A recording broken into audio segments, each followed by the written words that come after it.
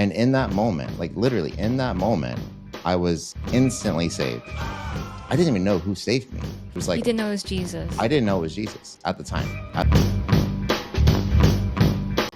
I'm here with Jonathan Deleon, the owner of Next Level Marketing Agency based in Orlando, Florida, specializing in websites and conversational marketing. He helps businesses grow their online presence and generate more leads. His journey is rooted in both faith and business. Jonathan became a believer in January 2024, and since then, his life and purpose has never been the same. After years of working with Fortune 500 companies and managing millions in revenue, he shifted his focus to supporting and uplifting local businesses. Through his business, he believes God has given him a platform to serve and blessed others by helping them take their business to the next level. Jonathan, thank you so much for hanging out with me today. Hey, it's such a pleasure. I'm happy to be here. Yeah, I appreciate you. And we live in a fast paced world and people want the secret sauce. So I'm going to get right into it here. Sure. I have a quote that you said, and I might get it wrong because there might be some errors in here just You're because good. I was typing really fast. But don't let inaction stop the blessing God has intended for you. Trust His plans and walk, and He will provide all that you need with what it is you were meant to do. So can you expand on that a little bit? Like what context is that coming from? Yeah. No, that's such a good yeah, there's a lot of feelings behind that when you even just say it back to me. I just like it's like wow.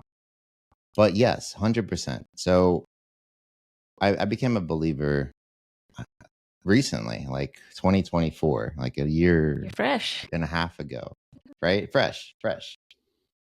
Before that, my life was sort of like, you know, I don't know. It's just like it was like a lost. I was lost. I didn't really have a purpose. Didn't really have anything going on.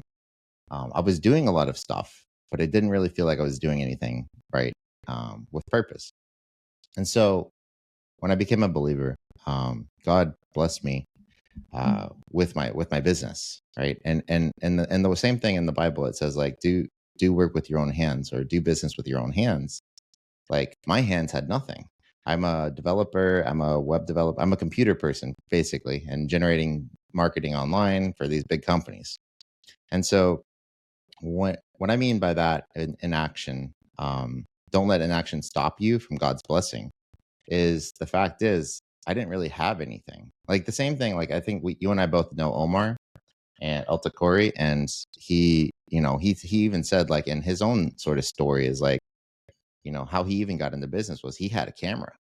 He had a camera, and just that's what he started doing. He just started doing the things with what he had, and that's what I mean by that is like I had really nothing other than my abilities to do marketing or websites or digital stuff, and that sort of led me to just start.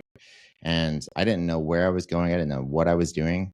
But what has happened is by acting and actually doing the thing, or just going out there and trying it and just never giving up or not giving up, right? It led me to people that, led me to more people, and that led me to more people. Eventually, like God had his way to lead me in my business. But at the same time, there's a specific example how this is very relevant. That particular quote is very relevant. It's because so I do marketing, right? I do digital marketing. I help clients increase their business online. I can do business online, right? I can just do business like anywhere. I can do business right here on my computer. I do business on my computer, but I have been helping people in person. And one of the people I helped in person, they blessed me with a he's also a believer. He blessed me with an office, and I was like, I don't need an office. I have no need for an in person office. An in person, it's a small little place. I had no need for this. But the fact is, like, my marketing led me to them. That led me to getting this space. I had no real idea of what is actually happening, and You're just I said, going with okay, it? great. Yeah. Yeah. It just happened. It just happened. And so I didn't have any purpose of it. I didn't really have anything, but by doing it led me to this office. But when I got this space, I prayed about it, and God helped me understand that I can turn this into a podcast studio, where actually I started a podcast called the God's Business Podcast. Basically, I have about 7 or 8 episodes. I have to release a lot more. I've just been really slow on the editing side of it. But the God's Business Podcast, where I brought in entrepreneurs to talk about how God leads us in our life and our business. And that led me even down the path of content. And that led me down the path of YouTube. And that led me down the path of social media. And now today, like that office that I got blessed out of nowhere, and I didn't really have a need for it, it turned into such a thing where actually on Friday, I had my first client come in to the office where I actually did a podcast for them and captured the content for them. And we're going to basically, what we do is I offer a deal on time where it's like, an hour in the podcast studio to edit up into all the short form content for the clients here in Orlando. And that's sort of like where it's led me now. But the fact is that that's an example, like the example of like just even my business. I wouldn't even have a business if I didn't just start doing it. It led me to, profitability, hiring a team globally. And then here with the office studio, I turned into a podcast room. And now I create content for people and sharing their story and helping to share the love of God, right? In their business. And so, yeah, that's what I mean by that. It's like, the fact is, if you don't do anything, like everything's super unclear, especially in business. Super unclear. You don't really know where you're going at all. Like if you say you do, then, I don't know, you might be confused. Because there's nobody knows what the future holds. And so having that faith and walking, well, it's like in the Bible, it says like, walk by faith, not by sight. Because if I had to walk into what I was seeing, I would never walk. I Right. would never move. It's just so overwhelming. The mountain is so high. But walking by faith and having that faith that God directs your steps, if you submit yourself to Him, then that allows you to continue to move forward. And the path continues to open. For example, like you'll walk down a certain way, and then there's a fork in the road. You don't know which way to go, but just pick one. Pick one, because God's will happen regardless. And so you just have to have that faith. And that's what I've been doing with my business. And I've been doing that. Like it led me to meeting you. It led me to meeting all kinds of people and impacting them I hope in a positive way. I mean, I've gotten a lot of great feedback, but for the most part, like that's what I mean by that. 100%. That's really cool. Like, so you just started, like you said, you were walking, you were taking action. You didn't necessarily have a destination that you're going or a clear set goal. You're just, I'm going to walk in obedience and faith, and alignment came as you took action. That's really cool. I think that's really encouraging for a lot of people, because people can get stuck in the decision making, in the preparation, and get stifled, and it'll delay them essentially. But just keep walking, trusting God, submitting to God, and He will, like you said, order your path. So that's really cool. I love that. Yeah. I want to get into it because it's pertinent right now. I know I said I'd ask later on, but Okay.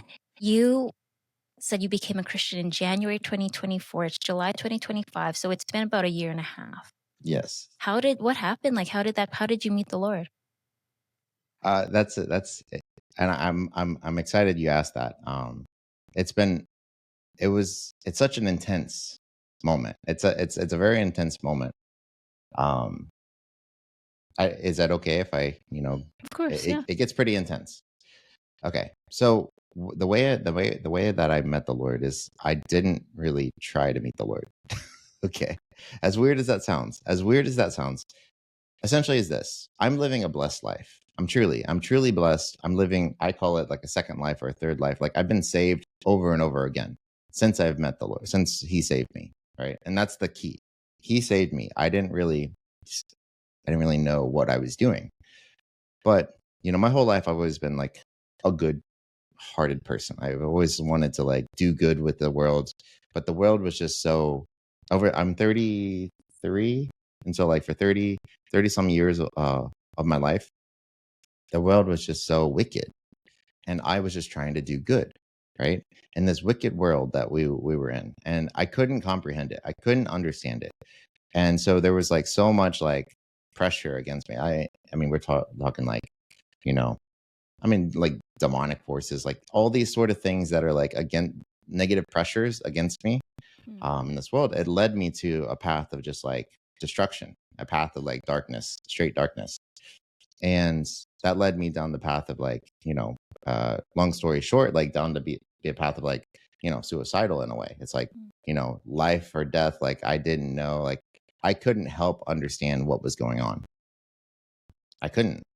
And at the end of that led me an introspective in a way of like, it was so like, I don't know, like demonic, so demonic. Like I was being oppressed for sure. Yeah. 100%. I remember the moments. It was just like really like bad music, like blasting in my ears. It just like things that were leading me to want to kill myself. It was crazy. Anyways, that led me to a point where, what's it called? I got to the end of the line. Long story short, a lot of introspection. I got to the end of the line, and essentially, I couldn't go on any longer. I couldn't. I was done. I was. That was it. I could. And I had my son. I had my fiance. She was going to be my wife now, but my fiance. Like I had my son. I had I had family. I had all this, right? But I couldn't go on any longer. And because I couldn't comprehend all this pressure. I mean, I've gone through divorce. I've gone through various like intensities like throughout my life. But my at the end of the line, I did two things. I prayed for the first time since I was like 5 years old. Yeah, right. So first time since I was like 5 years old. And I prayed two things. I said, God, please forgive me, for I'm too weak. I can't go on any longer. And then the second thing was, if it's your will that I die right now, that I give my life for the betterment of your plan, I give my life to you to decide what it is that I should do. Wow. Yeah. And in that moment, like literally in that moment, I was instantly saved. Like I was like blanketed in this whiteness of like this veil of Christ. And I didn't even know who saved me. First of all, that's how it was. It was like, You didn't know it was Jesus. I didn't know it was Jesus at the time. At the time, I did not even know it was Jesus. All I knew was God, quote unquote, saved me. I didn't know what that meant. I don't know who that was. All I know is I didn't save myself. And after that moment, like every bit of like pain, darkness, like issues of my life were like, I was feeling at peace, inner, like super peaceful, extreme peaceful. Wow. And that moment, right? That was like January, beginning of January. And after that, I went to a period of like, what the heck just happened? I was done. And then something saved me. And so I went through a period of seeking and searching for the truth and for the answers. Because I was like, I know 110% I did not save myself. I could not do it. My family couldn't save me. My son couldn't save me. My wife couldn't save me. Nobody could save me. And at that point, I said, I'm looking for the truth. And I mean, I went to YouTube. And I just listened to a bunch of business people, because I was listening to like Jim Rohn, Tony Robbins, various business people that, like have channels on YouTube. Yep. And what I noticed was this, like, I was also seeking like, okay, is it Muhammad who saved me? Is it Buddha who saved me? Is it Islam? Is it this? Is it Jewish? Like, whatever. Like, I was listening and working to understand, like, what is the truth here? And when I actually, when I was listening to all these business people, successful business people, every single time they were saying and citing the Bible. They were like, Jesus, the Bible, Jesus, saving the spiritual Jesus. And I was like, you know what? I've been looking everywhere else, but I didn't actually look at the Bible. I didn't actually look at Christianity. And so what I did was I said, okay, I went to my wife. She's a Christian. So I went to her. I don't know why she was with me, but like, she's a Christian. But I went to her and I asked, like, I want to read the Bible. Do you recommend a Bible? Anyways, she recommended the Bible, and I bought the Bible for like $10 on Amazon. Was here the next day. I was like, this is literally crazy. It's here the next day Bible kind of thing. And I started reading. And I started reading the Gospels, Mark, Luke, Thank John, goodness. Matthew.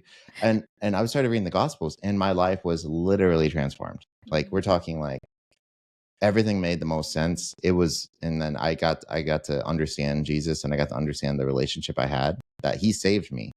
And I've ever since then, like, I've been living my life full surrender for God. And that's why he blesses me. It's because I'm obedient, because like the fact is I'm living a blessed life, a third life, a second life. Because I know for a fact I did not save myself. I wouldn't be here today to tell you this if it was me. But it's not me. It's not me. So that's why I do what I can to share the word and to share the message and to share my ministry is my business. My business is my ministry. Like, I get my clients only because he brings them to me. And that's why I'm here today. I have a million questions. Oh man. Okay. I know it's a lot. Yeah, no, that's good. I told you it was intense. No, that's good. So you didn't grow up in a Christian household? Well, my grandfather was Christian. Okay. My mother was Christian, but she went away from the church. Okay. She married a stepfather, or her husband at the time, not Christian at all. Okay. My whole life, I was sort of moved around. And it was like stepfather, moving in the military all around the U.S. Didn't go to church. I've only went to church like when I was five to 7 or something. It was like a year or so of actually going to Bible Sunday school. And it was only in those moments that it was straight up. It was like the tiniest seed. You know how like the seed of the seed of a size of a mustard seed? Yeah. Faith the size of a mustard seed. It was literally that. And that was like, it was only like that tiny little understanding that God was there that allowed me, in the moments of my despair, in the moments of my last moments, that allowed me to pray for the last time, because I had no hope. I was done. All hope was dead for me. I was lost all hope. And in that moment, that tiny little faith, that's all it took to save me. So yes, I didn't really grow up in a Christian household. My mother, yes, she used to be Christian before. I mean, she is now, thank God. I was actually able to by me being saved, my whole family started to like lead towards Christ, because we're talking a full 180. Like, we're talking straight up in the darkness and now straight up in the light. Like, we're talking like every bad habit, like, didn't want to do it anymore. Like, it was just like when I was anointed with the Spirit, my spirit wouldn't allow me to sin. I don't want to sin. I don't want to do these things anymore. It just not congruent with what I want to like lead my life towards God. And so, yes, didn't grow up in a Christian household, but yet that tiny bit of faith saved my life. And so I'm forever grateful. So you cried out to God. You were at the end of your rope, like you said. You cried out to God, and he met you where you were at. 100%. Yeah, he met me. I've heard different stories, because some people, I met God, I was saved, and like I had a 180. I was delivered from this like demonic depression, from certain bad habits, whatever. And for some people, it's a journey, it's a road, and it will always be for every believer, because we're continually becoming more and more like Christ. But you were delivered in that moment from, like you said, suicidal ideation, depression, like those things were lifted. That is so cool. And you didn't even necessarily know that it was Jesus. Exactly. It was, exactly. you're crying out to God, but Jesus, the truth, the only way. The way, the truth, and the life. Absolutely. That is so, so cool. And I say, thank goodness you started in the Gospels, because some people start in the Old Testament, and it's like, this dude begat this dude, and they get totally lost. So for anyone who is a new believer, I definitely recommend starting in the New Testament, Matthew, Mark, Luke, John. But okay, so that is so cool. And oh man, I have so many questions. I need to focus. Sure, ask me. I'm an open book.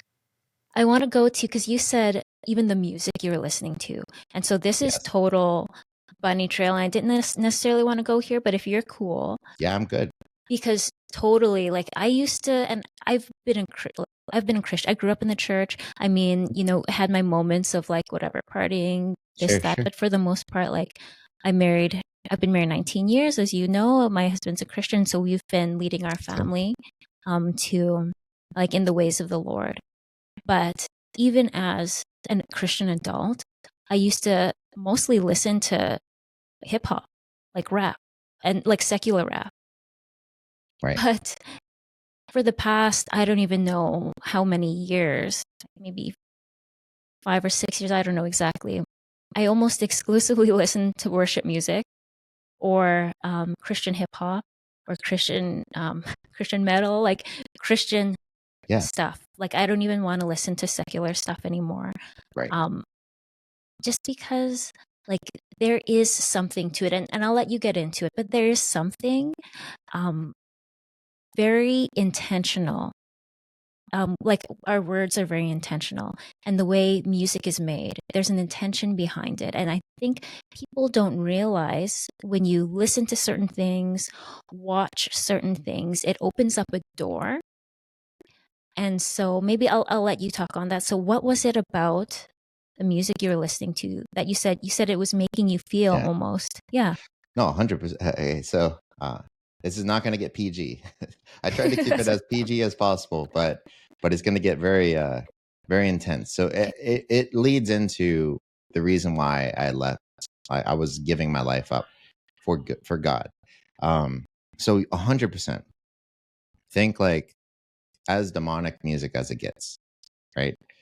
Literally 110% on repeat for about I can remember this. Like I was so in black. I could see black. I was like so like I couldn't really see, couldn't really do anything. But it was as demonic as it gets because I remember it. The music itself was literally telling me to kill them all, kill them all, kill them all on repeat. Oh my It was gosh. it was as intensity as it could get because and it was like like I mean yeah, it was like heavy metal, just like destroy, destroy, kill, kill. Like I was like, dang, right? Because like I don't know, like I didn't really listen to that, but like why was I being led to those kinds of music, and why was I consistently going deeper and deeper down that secular music or that rabbit hole of music that led me down to a point of where I was literally it was blast. I was sitting at my desk, it was blasting music. Like, we're talking like full volume, everything possible, just like blasting, kill them all. And I was like, oh my gosh, like this sucks because I couldn't control myself. I was losing myself. And that's why I led down to the path of like, that's why I said, like, I prayed out to God, I cried out to him and said, if it's your will that I like die here that I end my life today so that it's better for everyone else, I give it to you. Like, lead me. I give it all because all I knew is if I kept going down that path, I don't even know where I'd go. Like, it was a problem. I was scared for my family. I was scared for my life. I was scared for everyone else behind around me. That the only solution, like literally, the only solution that I thought was that in order to save them, I had to end myself. And that's Wow. what I believe the enemy always like. That's what he deceives you. He deceived me in that way. But it was only through my cry out to God that he instantly saved me. And yeah, so the music is 100%. Like, I mean, nowadays, like I listen to, like we said, Christian rap. That's super cool. Like, or Christian music. Like, and it's not that, oh, I want to only be Christian. I want to only do this, that, the other. No, it's just like I worship God and I want to worship God at all times. And music is one of those ways that like there's a certain like I guess like a frequency in a way that'll like touch the heart. Whether it's sounds or it's music or words. But I mean words for sure. Like the word of God is called the word of God. It's not the act of God, or it's not it's the word of God, right? Words mean a thing. And so, right, and if I can continually foster that worship through the words that I'm even inputting into my mind, then that's only going to be better because like I can read the Bible, I can hear the Bible, I can do all these things with the Bible, and I'm just getting me closer to God. So why would I think my music should not do the same? 100%. And so that's what I say to music is like 100%. It goes the darkness and then it goes the light, right? It's there's there's evil, there's good, right? And so there's that fine line, but I would be I would give caution to people who walk that fine line, because sometimes the enemy is so deceptive that you don't necessarily know when too far is too far. Yeah. So Well, just and stop playing with fire. yeah. Well, it's like, what are you filling your life with? And this is not to say, because everybody is on a different journey and different walk, and we'll have different convictions, but I think it's important to be intentional, because what are you filling your life with? Again, like I say, I listen to rap music as a Christian person. I'm Yeah. like, but there came a point where I couldn't anymore, like you said. But because the word says, take every thought captive. And when we're thinking about psychology, and it says to meditate on the word. And some people, okay, I'm reading my Bible, expecting to be changed, but there's really, like, you really need to meditate on the Bible, right? Like, you really need to meditate on what the word is saying. And let it transform, let it renew your mind, let it transform you. Because there's a difference between, like, the logos word, which is just the knowledge of it, and the rhema word, which is the revelation of it. And so I think people will read the Bible and without meditating on it. But so then when it comes to music, where my train of thought was going, taking every thought captive. And then with psychology, when we're repeating things over and over and over, it's like the neural pathways in your mind are getting reinforced. And so even subconsciously, if we're focusing and taking in this demonic stuff or music that's not of the Lord, it's planting something in us that we don't even realize. And so that's why I think it's really important to be intentional with music. Um, and then again, like taking every thought captive, there's so many things, like how many different thoughts do we have in a day, and we're like, okay, whatever. But then when those same thoughts become a pattern, and it's like your mind always goes there, it becomes a stronghold. And so music is really really important, and what we're taking into our spirits and our bodies, and what we're bringing into our homes even. So Yeah. yeah, that's wild. Well, talking about meditating on the word, and I remember, and now, like, I've read the Bible, and I'm not anywhere expert of the Bible, like, at Me all. neither. But like, the fact is, like, I do meditate on the word.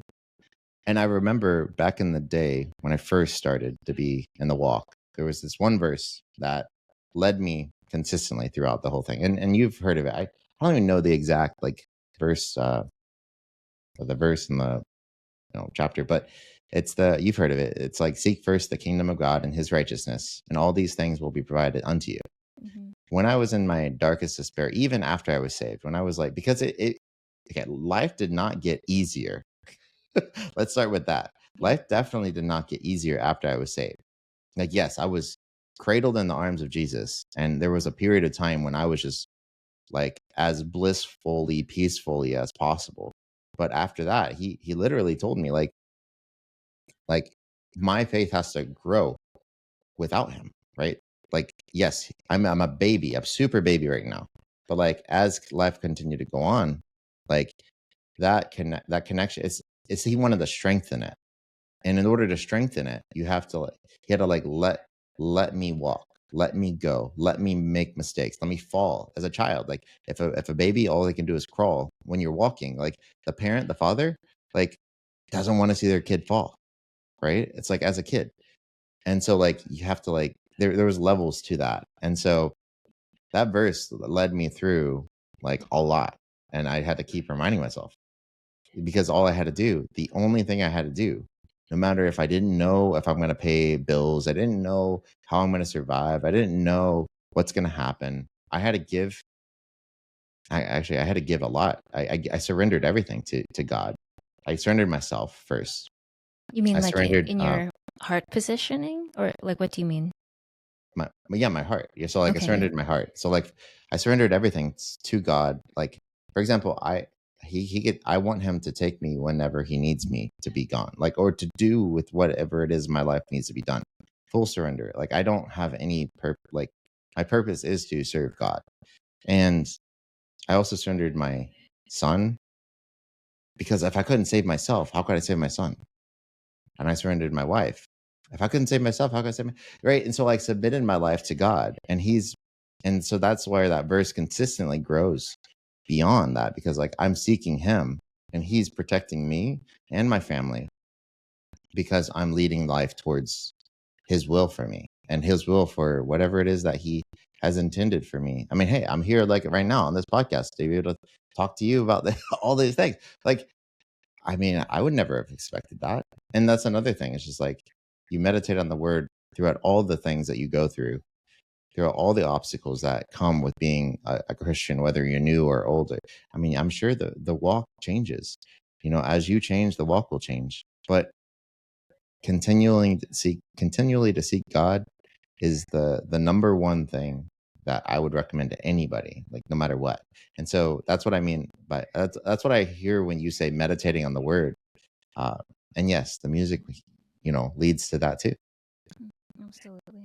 Absolutely. So you said you were seeking God, and that's the reason your business is blessed. So can you talk a little bit about that? Yeah. A lot of times when starting a new business, you have no clients, right? So let me tell you a story about how I started my business. It started with getting ice cream. Always a good thing. Always a good thing, right? Yeah. So I was going to get ice cream, and there was this gym right next to this ice cream place. And I was a new believer, and I was like, you know, my wife was looking to go to a personal trainer gym, and I was like, oh, it's right next to the ice cream store.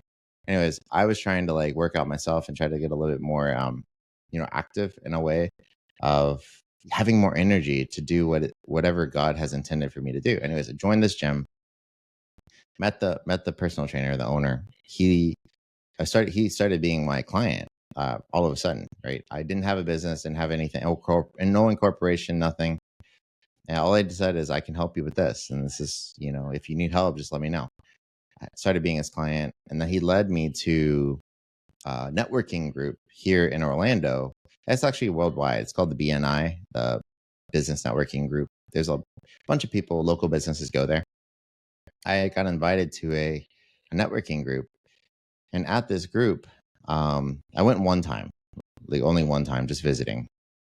And I said my spiel, I said my like 60-second pitch. And I said, hey, I'm Jonathan. I can help you. I help businesses with websites. I've been doing it for Fortune 50 companies. And I've made millions of dollars for them. You know, if you'd like, I can, you know, help you with your website too.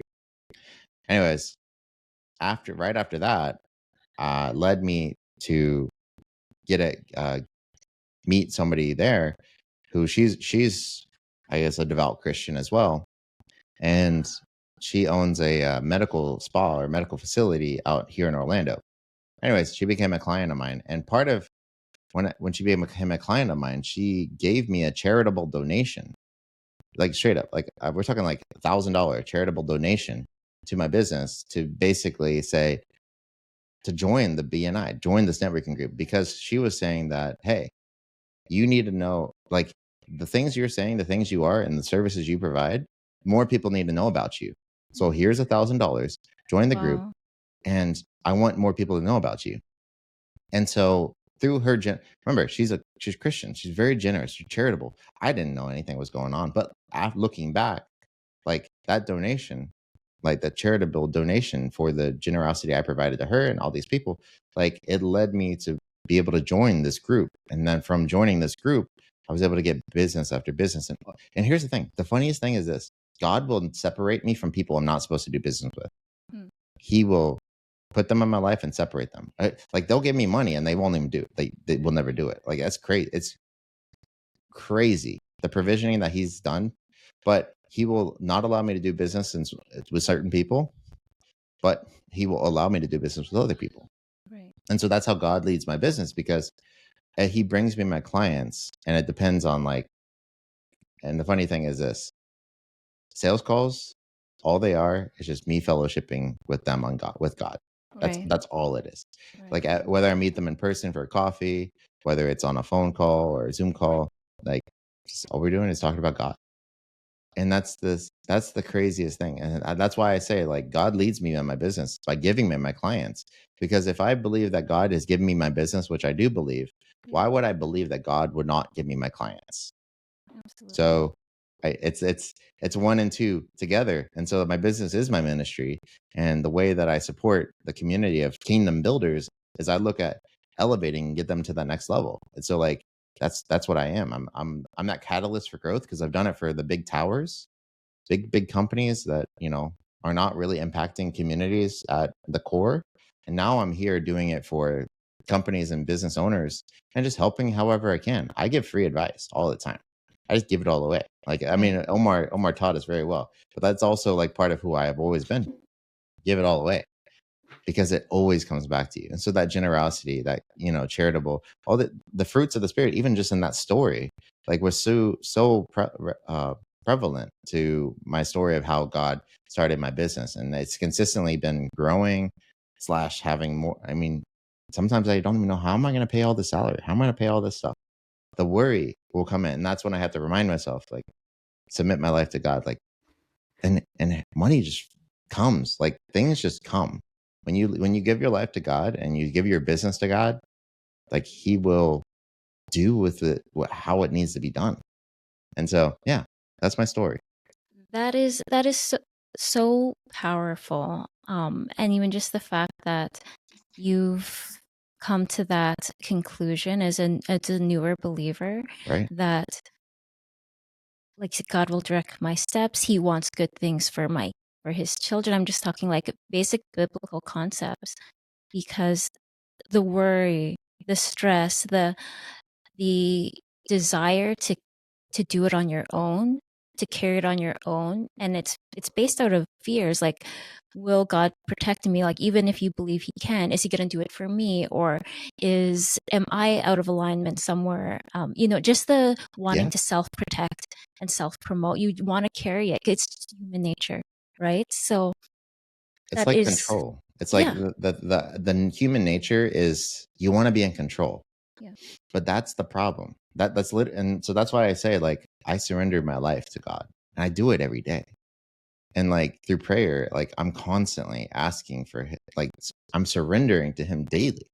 And so like the fact is, like, if I wanted to control everything as a business owner, my life would just be so anxious all the time. I'd be so worried. Oh, where am I going to get the next client? How am I going to afford this? What's going to happen? Like, what if this person leaves? Right? I. The fact is, you can't control anything other than yourself. And even then, some people don't even have full control over themselves, and that's where discipline comes in. And so, like, you, it's the fact is, like, stop worrying about the things you can't control and start letting God do the things that he can control. So like that's what I do, is like I I leave it up to God in every possible way. Um because yeah, in human nature, it's there to control, but you can't control everything. 100%. 100%. Sorry to interrupt. No. God, he knows way better than we do. When you try to do it, it's a disaster. And it's hard. It's hard. Like my family, like, I mean, my aunt, I mean, I'm very, I don't know, like I don't like to tell anything. Like I'm not even, I'm new, right? Like I mean, but the fact is, like, the level of faith that I have is like, it's because of my testimony. It's because of my experience. It's because, like, I know I'm living a blessed life. There's no doubt without it. Like, he can take everything away from me and I'm good. I can have nothing and I'm good. It's like the story of Job. He could take my family away. He could take all my riches away. He could take everything away from me. I am good. I would rather like not be here than not be with God. Does it make sense? That And does so make like sense. it's like such a strong faith because I know for a fact that I'm not here by myself. And so that, I mean, hey, he could take my business away. I'm good. That's incredible. And just because you're a quote unquote new Christian, like in terms of linear time, Yeah. that doesn't, you've experienced such an acceleration in your faith journey, because I know a lot of Christians who do not have the faith that you are, like that heart posture of, it's all like complete trust in God. So just because you're a quote unquote new Christian, there's God exists outside of time. So it seems like there's really been such an acceleration in, your wisdom. and the Rima word, the revelation that you've had of what God can do, what Christ can do. So that's incredible. It's a quickening, right? I think he in the Bible it says, I don't exactly remember the verse, but there's like he will quicken, like quicken your steps. And so yeah, and that comes with a lot of pain. It's like it's good, it's phenomenal, but like there's growing pains to it, right? It's because what that means is like I have to become the person to do the thing, to have the thing that God has intended for me to have. But in order for me to become the person to do the thing, I have to break the person who I am today. And so that's why like greed has to be broken, pride has to be broken, ego has to be broken. All these sinful behaviors, sinful actions, sinful thoughts, they have to be broken so deeply. And it's painful. It's painful sometimes. But that's why you have to lead towards God. Yeah. Go ahead. I think that when you say it's painful, and let me know if I'm on the right track here. Yeah. But it's because our flesh and our spirit are in Correct. constant like battle, right? Yes. And so Paul says, I do the things I don't want to do, and I don't do the things I want to do. So we're in this conflict between our flesh and our spirit, and where our flesh is dying, but it doesn't want to. Yes. And it's like, no, I want to control. I want you to be in fear, and our spirit is like, just give it to God.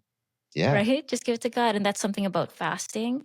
There's something in fasting. It's like you're making the flesh submit, and so that your spirit can be more in tune and connected to God. And so, and that book can go on all different bunny trails in terms of like hearing from God and that sort of thing. But when you say it's painful, it is, because our flesh, we're literally killing our flesh, and it'll be a constant growth journey. But what you said earlier, God wanted to let you do it on your own. Like you had the spiritual experience that was so rich and so full. But I think sometimes people live for those experiences. But really what the Christian walk is discipline and constantly seeking and making a choice to spend time with God and, read the word, pray, those kinds of things. And those spiritual experiences, those highs, I guess, are so good and so encouraging and beneficial. And we need to be reminded of them when we're in the valleys. But like, we're not going to live our life that way, because that's just not the reality, right? Is to be constantly living in that spiritual high. Right. And I think that's by design. I think that's intentional, because God wants us to continually seek Him with intention. 100%. 100%. And it's not always seeking him in the down, because that's the problem that I see. I've met a lot of Christians that have been in the walk longer than me. And a lot of times they'll like, this is like the lukewarm Christian, right? I'm not trying to like say anybody's good or bad or anything like that. It's just more of like, I see people seek him more in the down period. That's like the valley. But you should equally seek him in the high and thank him and just continually seek him. And so at all points, either in the valley or on top of the mountain, you should always be seeking God. And because that's like, what else do we have? And exactly what you just said earlier is like, that's exactly what I mean. It's like the flesh and the spirit are waging war against each other. And I think it was Myron Golden who put it, or somebody put it, where it's like the flesh will not go where the spirit is going. So of course it's waging war against the spirit, because the spirit is going to go, to heaven, and the flesh cannot go with it. So of course the flesh is going to try to stop it.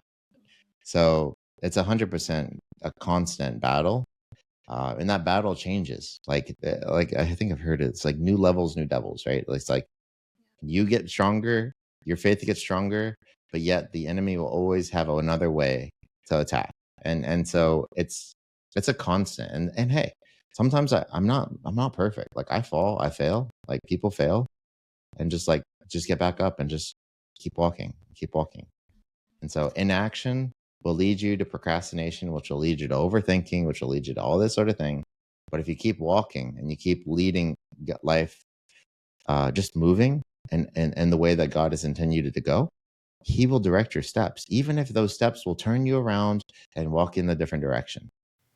100%. I think So just that's keep walking. so, yeah, important to hear because it's not, so many people say, I'm waiting on God, I'm waiting on God. Well, waiting is more of a heart posture.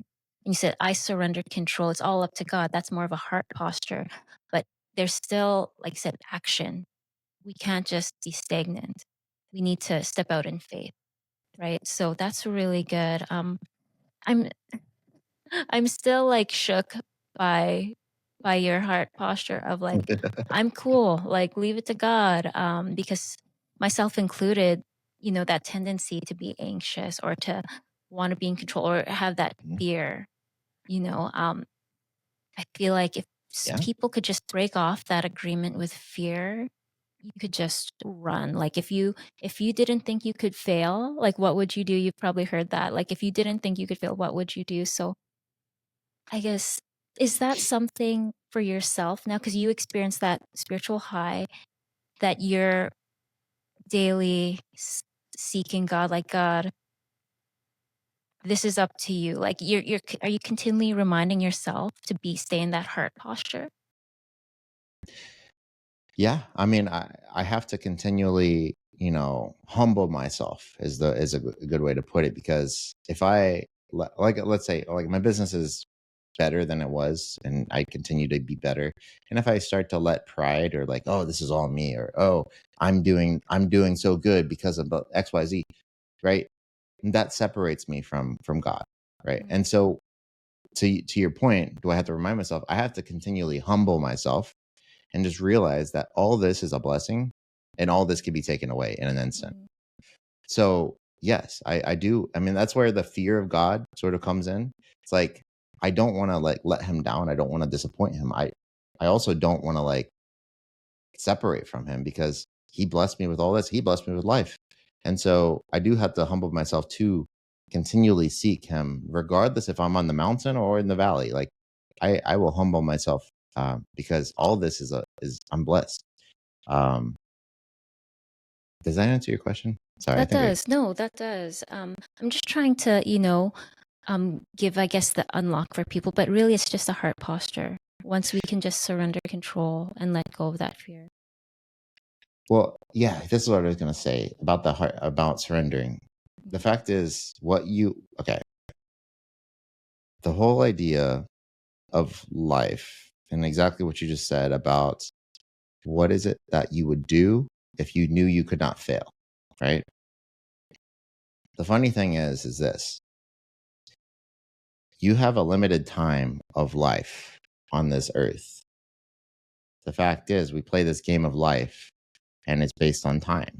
It's based on, what do we do today? Who do we talk to today? How do we impact others? How do we better life? Not just for ourselves, but for others. And so the funny thing is this: life is a game. And the funny thing, the game, you will not end up alive. At the end of the game, you will not end up alive. So when you know that this game of this short period of time, what we are here on this earth to do God's will and to share the word of God and to help spread the gospel or spread the word and help others get closer to Christ, why would I think that I should be worried if it is that I'm doing the thing that I know in my heart to do? And so even if it fails, you will always learn. I've failed so many times. Like I went, job at job to job, to fail, to business to fail, all kinds of things.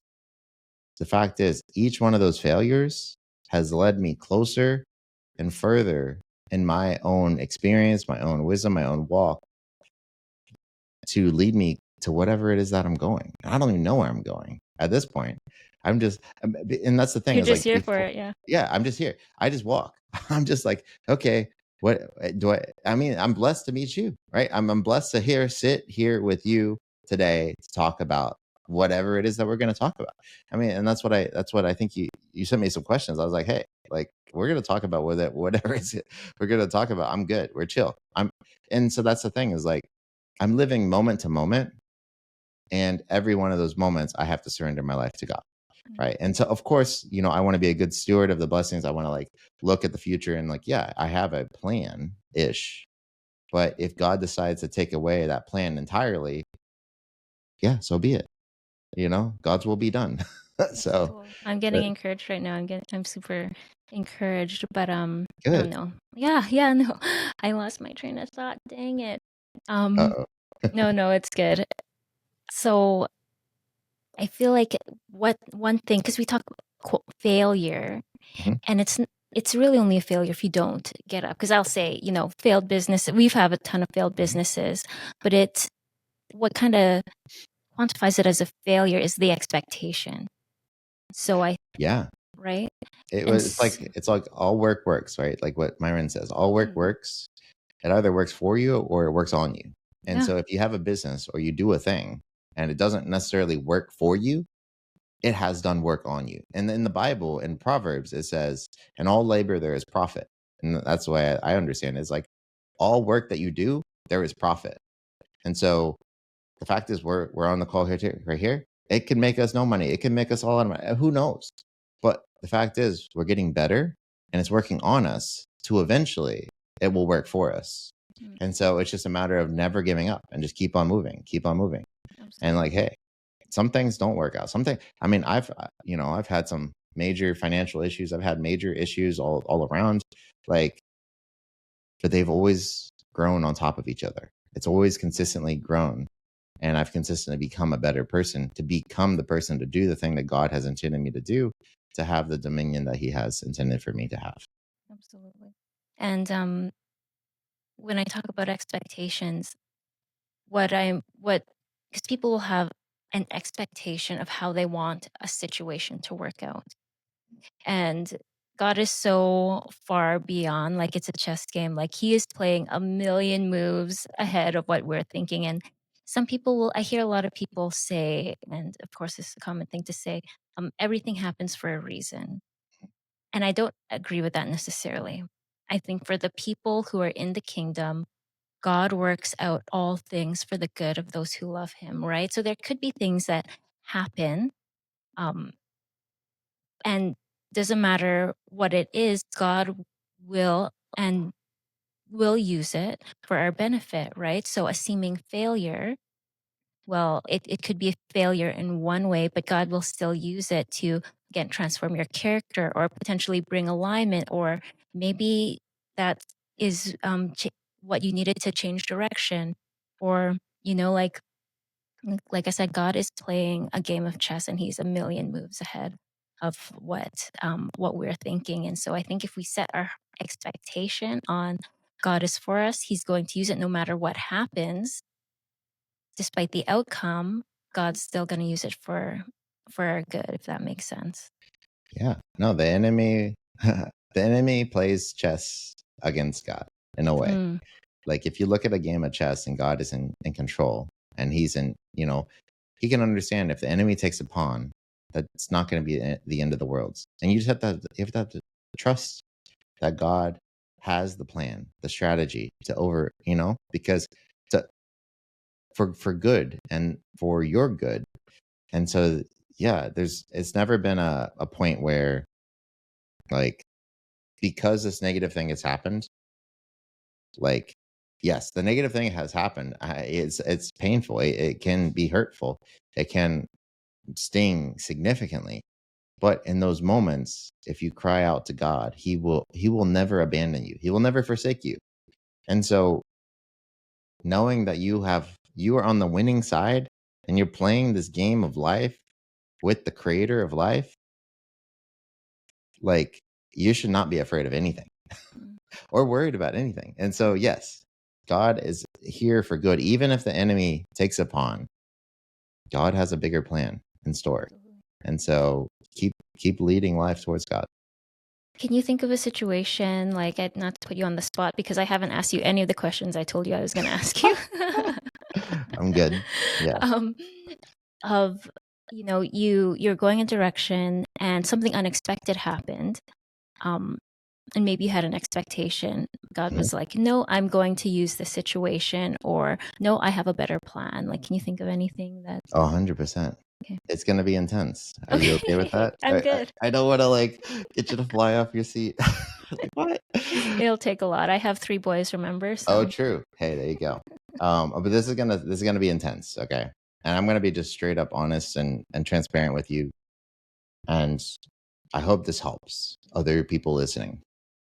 And I'm still in the valley right now, so I'm still dealing with the thing that has happened to me. So here it is. So while I began walking with Christ, I was blessed. My faith was so strong. Everything sort of happened. I was also really naive, super naive, because I wasn't as like I didn't have the discernment as where I have it today. And I'm not saying it's like perfect. What I'm saying is like the discernment wasn't there in the way that it is today. And so I got taken advantage of for sure. And so in a way that God would lead me, I thought God was leading me, but in reality, the enemy was leading me. And so I led down a path of, an obstacle. Essentially, I got and some sort of like crypto scam. I got scams for a lot of money. I leveraged some of that money too. And so I got scammed for a significant amount of money. And at that moment, like I basically was like done. I was like, I went from like everything. I mean, everything that I guess the previous before I had Christ, everything without Christ was taken away from me. It was like all of it was taken away and me and more. I was now in like a deficit. Like I was like lesser than having nothing. And so I got scammed for a lot of money. And in that moment, like it hurt so bad. It was like, wow. Like I didn't know what I mean, we're talking just like stolen, just like just gone in an instant. And how God, like, I believe that, like, I was praying about it, this, that, the other. Believe it or not, this is how I know the enemy did it. It's like when I was praying to make this decision to do the thing, like, I also wasn't acting in accordance to the way that, God would intend me to act in a Christian life because I was so new. But could literally hear the things, hear the voice, and it wasn't from God. Now I know. But it said, it was the enemy. It said, oh, if God is with you, you're all good. And God would want you to be courageous. He'd want you to do the courageous thing, to do this thing. He'd want you to do this thing. So why not do it? Just do it. And I was like, that makes sense. Like I said, but I didn't know. I didn't know at the time. Anyways, it all led to me, getting scammed and losing a lot of this money. But in those moments, God used it to rip away the greed because it was all for greed. It was like all for more money or invest in this so I can get a lot more money and do this other. It was for pride because I thought I knew what to do so that I can. It wasn't so that I can it wasn't so that I can be better for myself. It was like, oh, I wanted to prove to God. This is pride. I wanted to prove to God that I knew what to that him saving me, I was worth it. I wanted to prove to him in the kingdom that I could do something for him. Right? It's like a child wanted to prove to their father. But in reality, like all God asks you to do is trust in him and follow him. He doesn't ask you to go off and do your own thing and to figure it out yourself so that you can come back to him and make it better. No, it's like trust in him and obey him and follow him. And so I lost all this money, right? And so like over time, like it has consistently helped. Like it was super painful for like a period of like, I don't know, 5 to 6 months. I mean, it's still painful today, but like it's less. I've become equipped to handle it more so. But now it's at a point where it's just like those moments, like in that moment, it had like my greed got pulled out of me, like my pride got pulled out of me. It ripped out of me because like I had nothing. I had to humble myself like none other. I had to like go to my wife and tell her like, oh my gosh, like I'm so sorry this happened. And I wasn't, like I said, I wasn't living in accordance to how Christ decides, like, how we want to live. And I had to go to my family and tell them that this all happened. I had to basically rip my ego out of me. Like everything had to be ripped out. And so it was a painful lesson, super painful. Doesn't mean it needed to happen, but what I would say is it did happen. And so God used that it was supposed to destroy me, and that led me down to another period. Like that mistake and that sort of like impact led me down to like a second period of like depression. Even though I had God, it led me down to a period of like, I don't want to live anymore. I don't want to do this anymore. I don't want to like be here anymore. Like this is horrible. But like he saved me again. He literally saved me again. I mean, the story is just insane. Like it's beyond coincidental. Like, and so like he saved me again, and I'm here today because he continually saves me. And so like, but yes, when the enemy means it for bad, God means it for good. And that's an obstacle. That's something that has significant, that has come into my life, that has really, shaped my life in a way. I mean, where now it's better because of it. But it's not good because of it at the same time. It's like, it's not a good thing. For example, if I said to any new potential Christian or potential person who believe in God, is like, oh yeah, if you believe in God, you're going to go through some horrible things, but yeah, it's going to be good. Right. That's not a pitch that anybody wants to hear, but that's why it's like, you got to walk by faith, not by sight. Because like, if he told me like, oh, if you follow me, if you surrender your life to me, this is going to happen.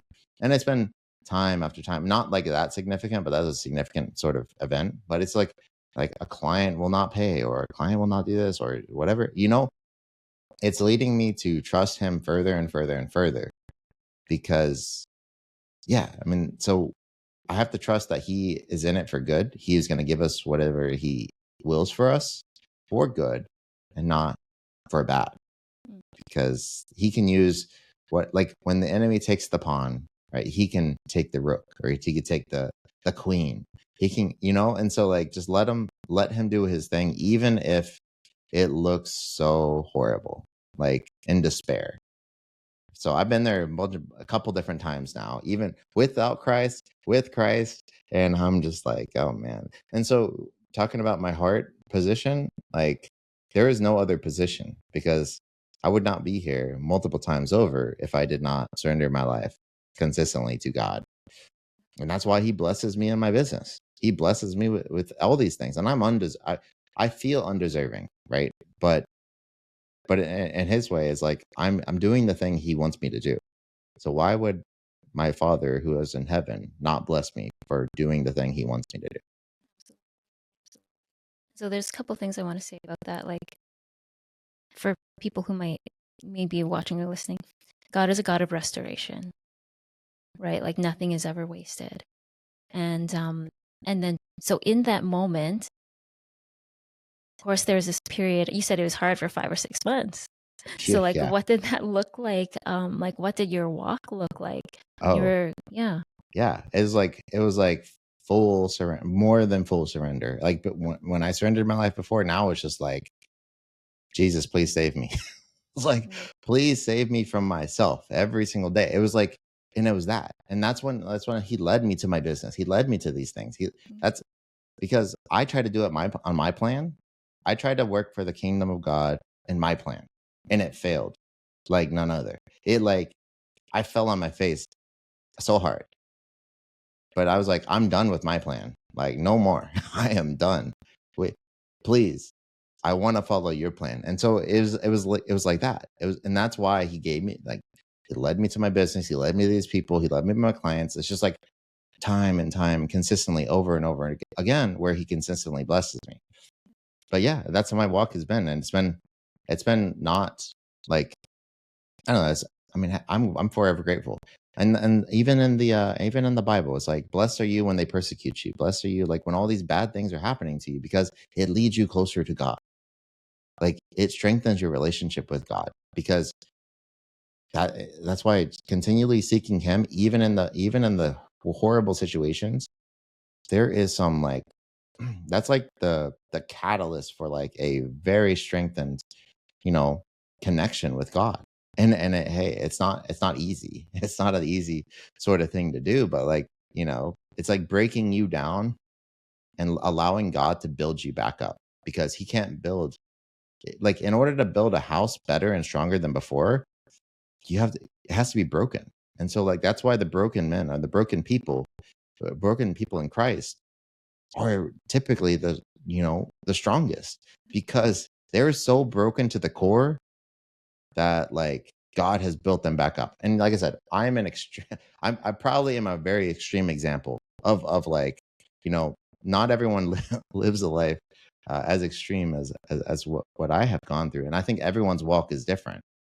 But, God has the intention and the plan for everybody, for themselves and their skill set, because we're all blessed with certain talents and skills, and it's up to us to use them. I mean, I can't do the same things that, like, my aunt can do, or like a nurse can do, or somebody, like, I don't have the same healing capacities as, like, somebody may have, or right. It's like, but I have what I have, and I let God use it to how he uses it.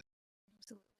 Was there ever a moment when you realized like, okay, I just lost a ton of money? Was there ever a moment where like you blamed God, like, why did you let that happen? Why did you not protect me? Or were you immediately like, okay, you immediately recognized that's my bad. I was not walking. Like, what was going through your mind? Yeah. So I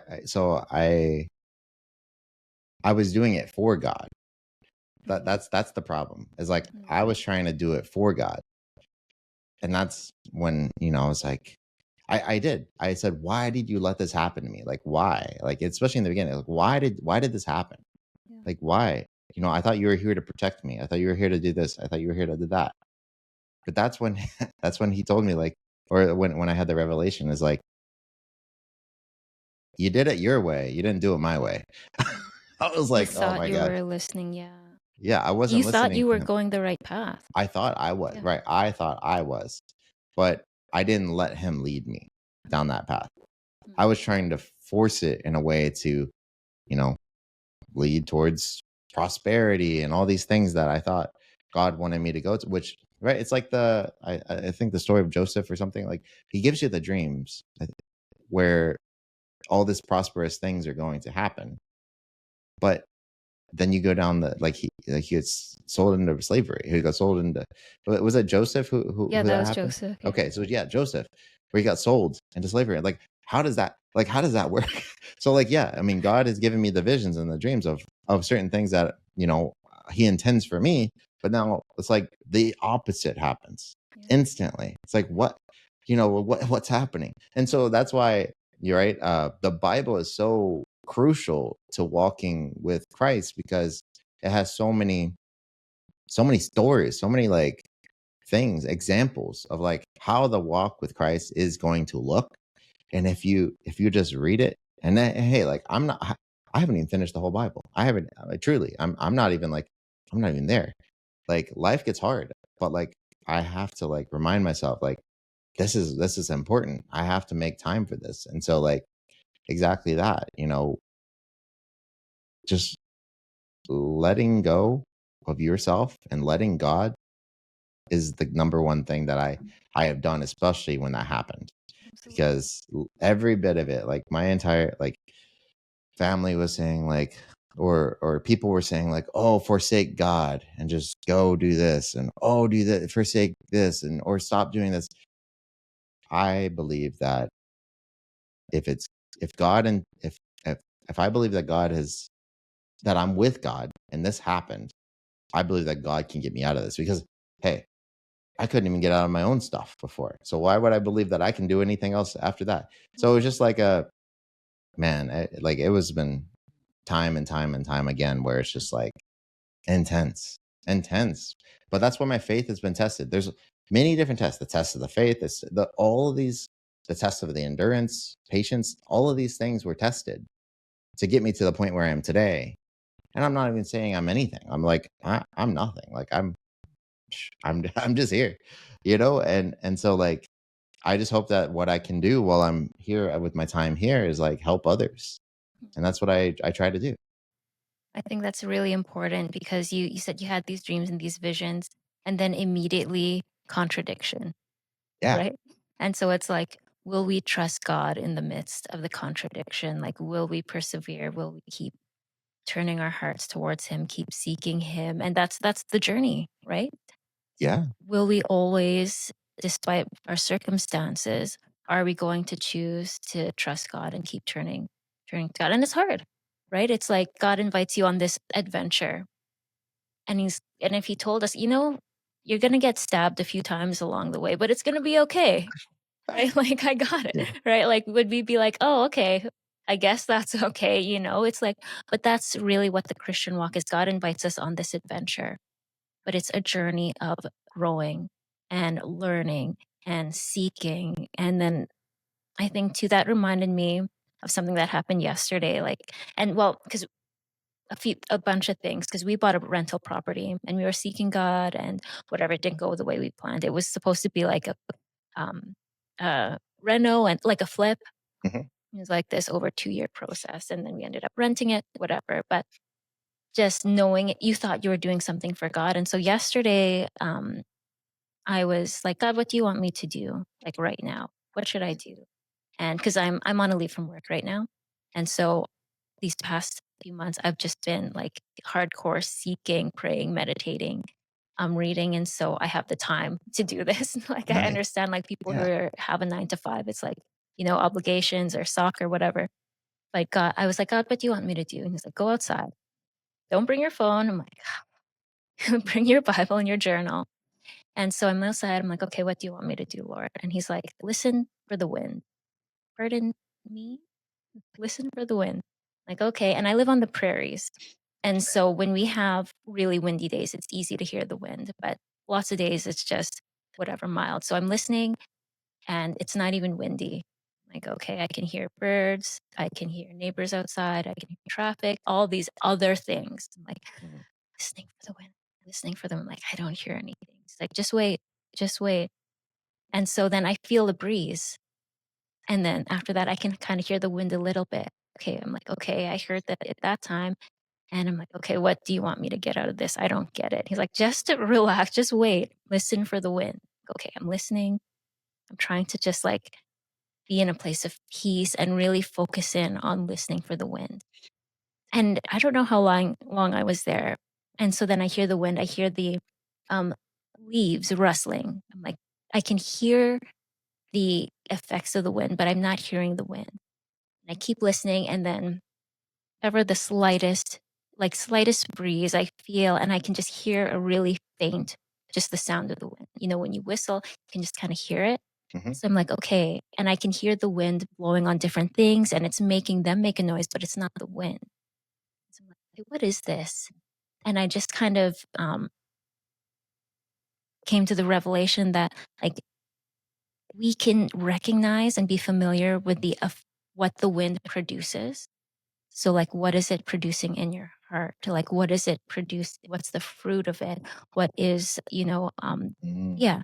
And I was like, whoa, that's cool. Like, listening. And that's because the Bible says listening to God, like, he comes as a still, quiet voice. And so often, and hearing God really just comes in proximity and practice and discipline, and like recognizing it just really comes with um that intimacy and proximity, and then you begin to recognize the voice. But then that being said, there's been so many times where we thought we are doing the right thing, like I talk me and my husband, um business wise, and we prayed about it, submitted, thinking we're submitting it to God, but then there's still that internal, like, behind it, like, we want this to be successful. Like, we want the fruit of what this is going to produce. If we flip a house and we're going to, make money, whatever. But yeah, it's not to discourage anyone, but God is always speaking. It's just a matter of tuning our frequency to Yeah. what God is saying. So That's so cool. I love that. That's such a great revelation you had. And it reminds me of, like, just being still, right? Like, in every moment, like, just every moment that you're trying to have God interact with anything, just be still and allow him to do the work. And so it sounds like that's such a cool, I love that. You listen to the wind and you found the fact that the fruit of the labor, the fruit of the wind is is the rustling, is the what it interacted with. And so that's super cool. And yeah, I love it. Yeah. And yeah, I have one more cool story about listening because I've been this practice of just because, again, I have 3 boys, I'm a mortgage specialist, so when you're in it, and I'm sure many people can relate, you're going, going, going, going, and, you're always on, quote, unquote, you have lots of responsibilities, obligations. You don't necessarily wanna slow down, you don't think you have the time to slow down, but, my slowing down was a forced slowing down because I was trying to go, go, go. But, so anyways, I have this opportunity to just be at rest and to just abide and to seek God. And so that's what I've been doing. So I was in prayer, just trying to hear God. That's just been my practice. God, what do you want me to know? What do you want me to do today? so good. And so I was in prayer and this memory, and I'm still learning, right? Of like how Yeah. God speaks to me. And so this memory of this couple I knew 20 years ago came up in my brain. I'm like, okay, what does that mean? And then I was prompted about a story they once told me of they found something in their house. Like he was having demonic dreams. They ended up going to their attic because they bought this house, and the previous owners had this like demonic stuff in the attic, and he was having demonic dreams, so they got rid of that stuff. Yeah. Whatever. I'm like, oh, Wow. okay. And so then Holy Spirit prompted me, like, and sometimes when you hear Holy Spirit, it's like, that me? Like, is that you, God? And you don't always know, but I'm like, okay. He's like prompting me to go downstairs, and my husband has a tattoo studio, Okay. and he's like, go downstairs and look for a comic book. I'm like, okay, like there's so many comic books. What am I gonna look for? So I go downstairs. I don't know if this is God. What am I looking for? So I'm looking, and I don't know what I'm looking for. But then I see this one comic. I'm like, okay, that might be, that's kind of demonic. And I'm looking, and he had been giving a bunch of comics and he put some of them in the studio. And so there are a bunch on the wall, amongst other things. I'm looking, that might be it. And then I come across this one, and it was a comic thing, like Fantastic Four versus Dr. Voodoo. Like, Wow. that's definitely it. I'm like, that's definitely. So I took that one off the wall, get rid of that one. And here comes my son. And then I'm prompted to go upstairs to my son's room. And so wait for him to go downstairs. He's like Oh, you're banging good. around. Yeah. I'm like, okay, go to my son's room, and he has a ton of Lego minifigs. And I'm like, okay, what am I looking for? And immediately there's like this bunch of Dungeons and Dragons minifigs.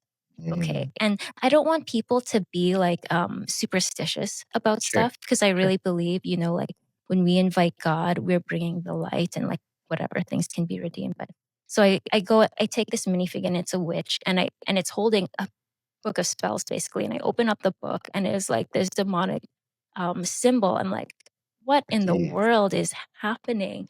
And so, and again, I don't want people to think we need to be superstitious. We just have to be cognizant, Yeah. right, of like what we're inviting in, and like the agreements we're making, and not to go on that bunny trail, but like when we tune our frequency, my goodness, he's having a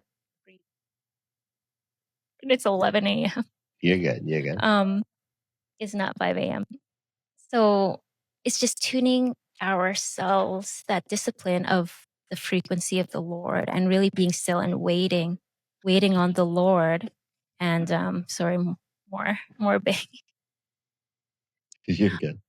But yeah, God is always speaking, but it's like our voice is speaking. The enemy is speaking. The Yeah. world is speaking. And it really is a practice of just abiding, proximity, and like listening. And so yeah, that's just a weird story. But have you ever heard stories where you really felt you're so confident that that was the voice of God, and like it was, and it played out? um. Well, yeah. But definitely, I think that the story with my testimony was probably the strongest period of where that that's the voice of God is like truly, like when he told me that, well, for example, here, like after I began walking and I realized Jesus was the way, the truth, and the life, is like when he told me, like I continually prayed and before all this happened, before all the negative, all the obstacles. Remember, I was cradled in the arms of Jesus, and he let me go. Right? He told me that yes, I have to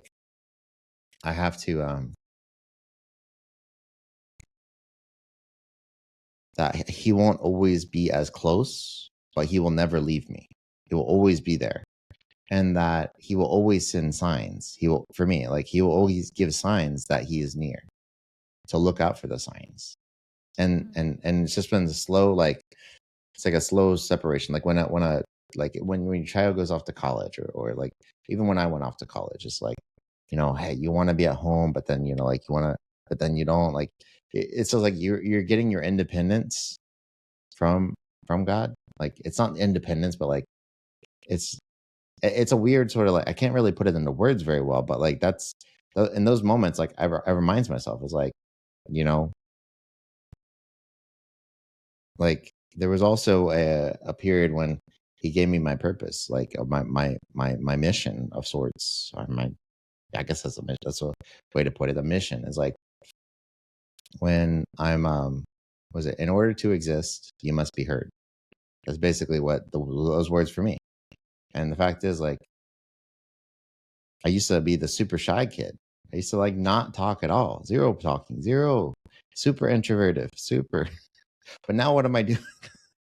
I'm just following into what he intends me for me to do. Is like sometimes like I don't even know what's going to happen from these things that I'm saying. Is like, but hey, it could change somebody's life. It could not. I can't control that. But what I can control is what God has given me the mission. Is like, I know it's to be heard, to exist. You must be heard, right? And so like, and then also that alongside of separation / strengthening / always looking for the signs that he's always going to be there, and then have trust that he will always be there, which he has proven time and time again, even when I feel like he hasn't been. Like, hey, even right now on this podcast, remember the light that we have, or that we got? Didn't have it at all available to me. I mean, to do this kind of like, I have the light in front of me right now, but previously, like since last week, I just moved into this new house, and so like I got the light where I can actually have it on me for this podcast. And so like it just all of a sudden, like, it's just like these things will happen in accordance to like his timing. And so like these signs like are just like his way to say like, oh, like if you did this anytime earlier, it wouldn't have been where you can actually have light on your face.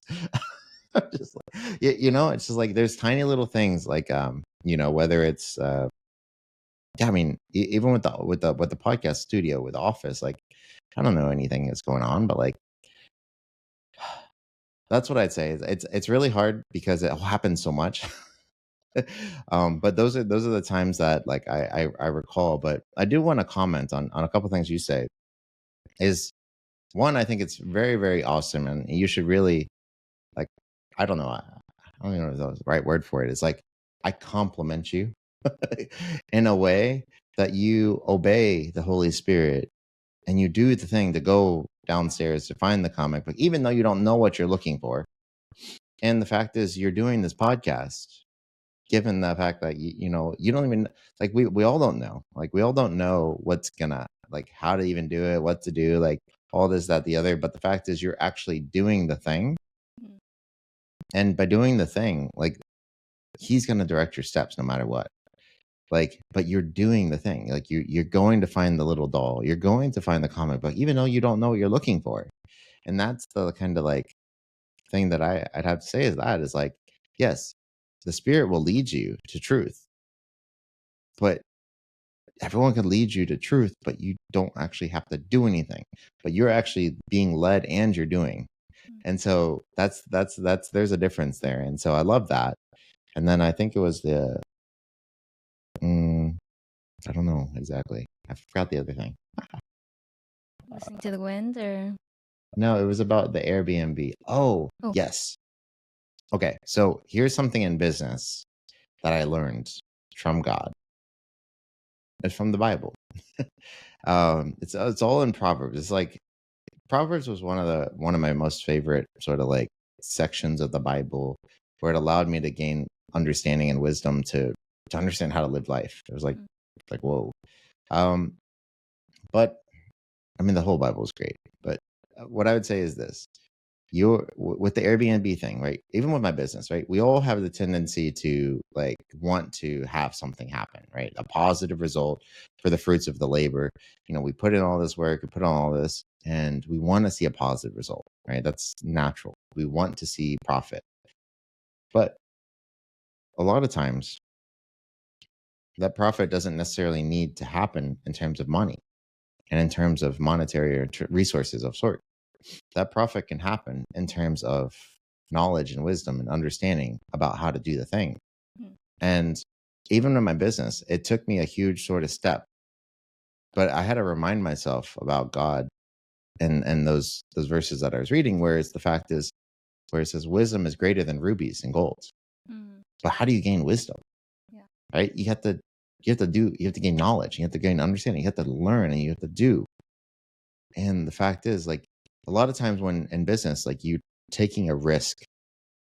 But I look at it like this nowadays. It's like I'm no longer taking a risk. I'm paying, for example, when I hired my first employee, when I hired multiple employees, when I all these sort of things, I thought, this is crazy. Like, I don't know anything about having employees. I don't know anything about any of this.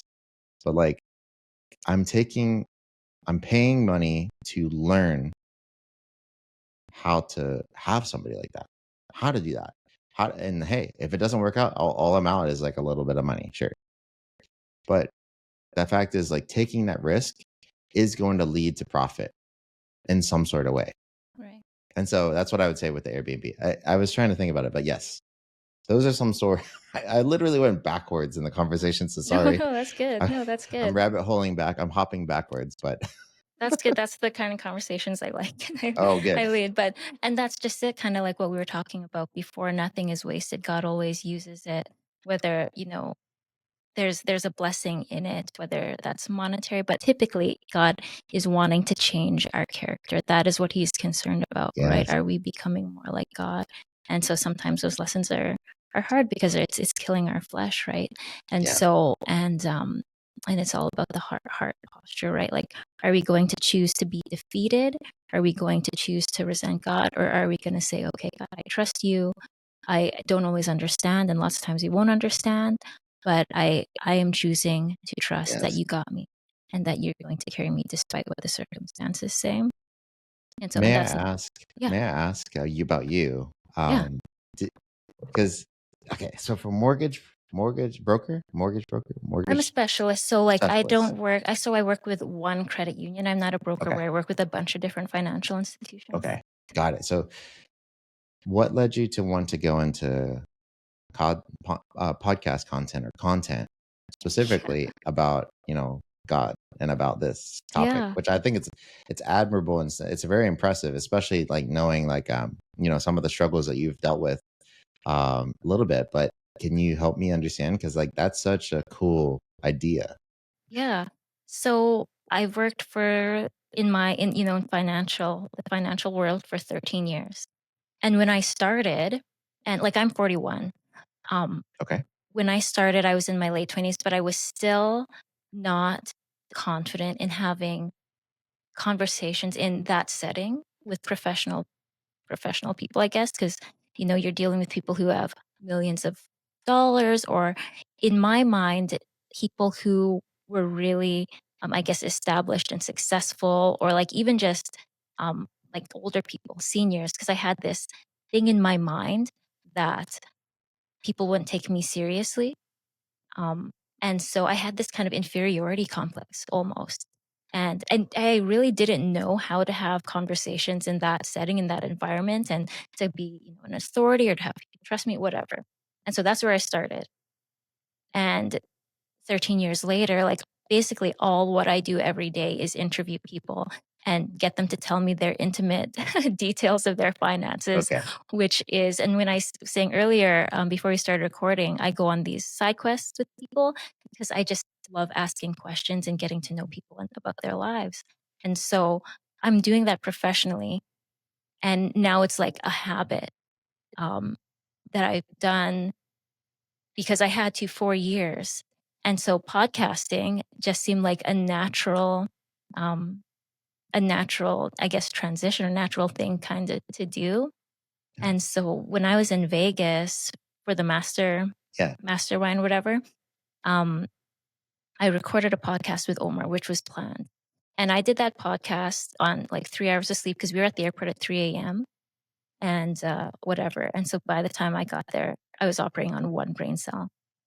But I Nice. don't know if you've seen it. Like even Art said after, he's like, I can't believe like basically just affirming that it was good Mhm. despite like me being physically like out of it. And Yeah. so that was really encouraging. And then on the Saturday, I did 5 impromptu podcasts with just people that were there and I was like on fire. And Yeah. I had a few people say like just affirm that that was, that it was going well and that it was good. And so Nice. that was, yeah, that's kind of how it happened. I But love it. yeah, Was it hard for you to get to the point where you decided that you were gonna start the podcast, or was it just by walking and doing that thing that it just became more clear? so I had the idea. But Okay. what really gave me the kick in the butt to start was I had been helping with a couple municipal campaigns. And I said, I think it'd be really cool to start a podcast. And so they came back and it's like, well, why don't we do a podcast for the election? Like, but I don't have one. They're like, that's okay. Like, we can figure it out. And so I had to, like, got this kick in the butt to get it figured out and just do it. And so that's what kind of started the momentum and the ball rolling. But what really gave me the kick in the pants to kind of go for it was being was getting a coach, getting a mentor who is Omar El Khatori. He's both of our coaches. And then, so being in proximity with like-minded people, Yeah. there is so much encouragement and acceleration that happens and being in the room and being connected with like-minded people who will speak life to you and affirm you. So that's really, yeah. Yeah. No, that's so cool. That's so cool. Amazing. I love it. I mean, I'm excited to see where that goes for you. I'm super excited. This is exciting.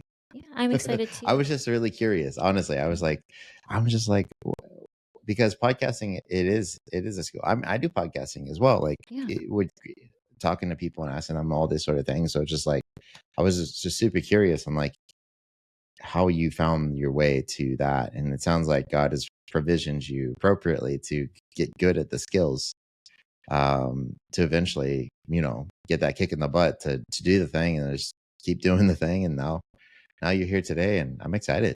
Yeah. That's cool. And the thing is, like, and I've asked a ton of people, and people will blow me off or like kind of not get back to Really? me. And yeah, and some people will be really excited and like really willing. And so to me, I like there's this one instance. Um, I had asked someone and a fellow believer, but they kind of blew me off. And it's like, yeah, in like 4 months, we'll have time to sit down. I'm like, okay. But right in that moment, I said, I choose. And I said out loud to my husband, because we're a little I said in that moment, I said, I choose not to be offended. I choose not to hold any resentment. I bless him and, just praying, release and praying God's blessing and Mhm. move forward. I'm Yeah. not going to stay in that posture Yeah. and so I think that's just really important, kind of this whole conversation being tied together of whatever happens, doors open, doors close, things come into alignment, the right people, God will align our steps. Mm. And we just need to trust God. Yeah. Sometimes when the things that we want to have happen don't happen, it's really because he's protecting us from something we don't even know. Absolutely. Like that's 100%. happened to me time and time again. Like I wanted to do business with somebody or a company, and then all of a sudden, like because I was like a lot of money or a lot of this, a lot of that, like, oh, that sounds awesome. I could do a lot for them, and then it just doesn't work out. Somehow, some way, it just doesn't work out. Yeah. And little did I know, like later on, I find out like that person really isn't the person who I thought they were, or that they are not like, you know, an alignment with where I'm going. Right. And so that's why like being even upfront with your faith, like a lot of people would think like, oh, business and faith, or like when they say like religion or politics or whatever. These things you don't talk about these things, but like I just look at it like, if that's who you are, why would you not talk about who you are? And so you will become in alignment with the people who actually are meant for you and to do the things that you are meant to go into.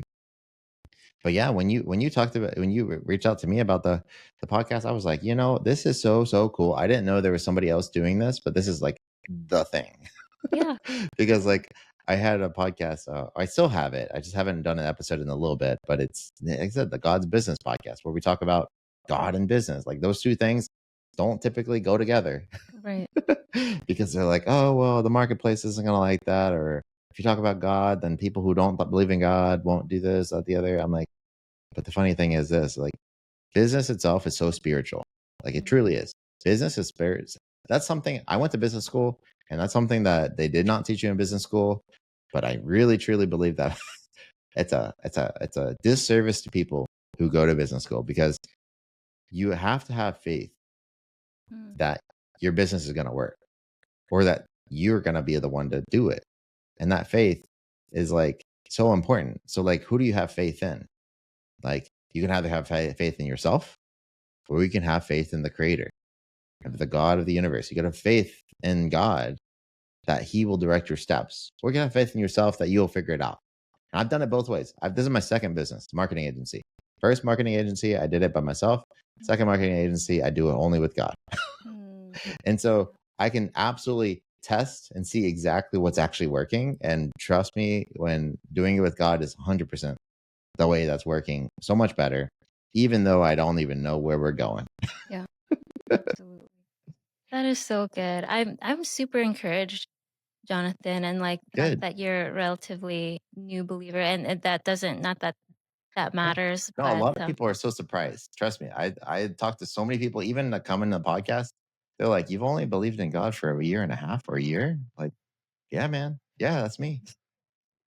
I think That's that's so me. cool. Like God exists outside of time, and he's gonna do what he's gonna do in his time. So I think that's Yeah. cool. And that's why, like, I mean, I'm just grateful to be on your podcast here, because it's like, it allows me to do the thing like I told you, God has intended me for me to do.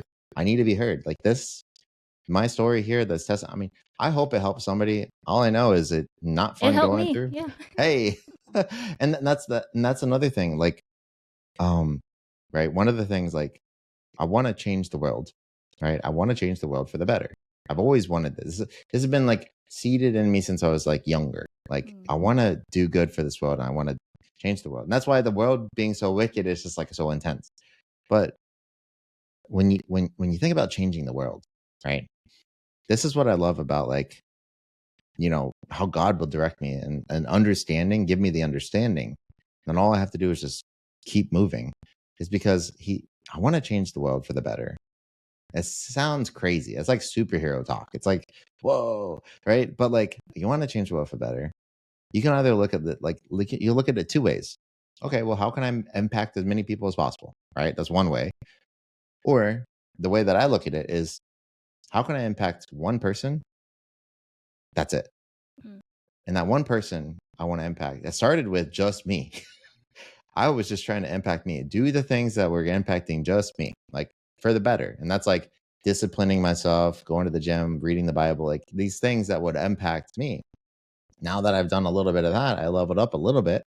And now I can like impact one on one. It's like help one person, help one person, help one person. Because hey, if I don't help one person, that's fine. I mean, how can I help the world if I can't help one person?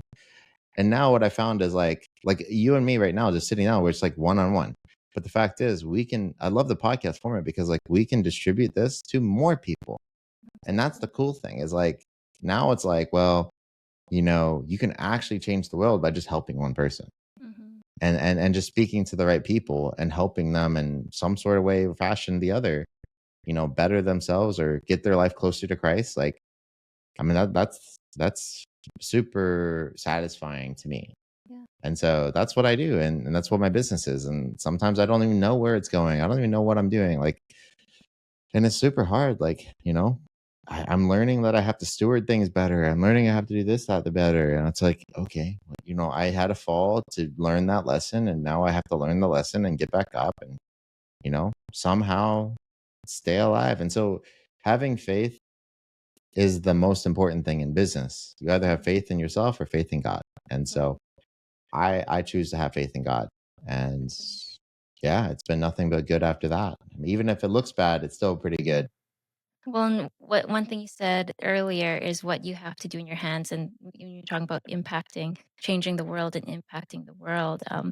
I was because my journey is I really was impacted from youth group by being in that community. That is where I solidified my faith was in Amazing. youth group, and but not that there are ups and downs and whatever. And so I had it in my mind that I really wanted my kids to be in youth group because that was my experience.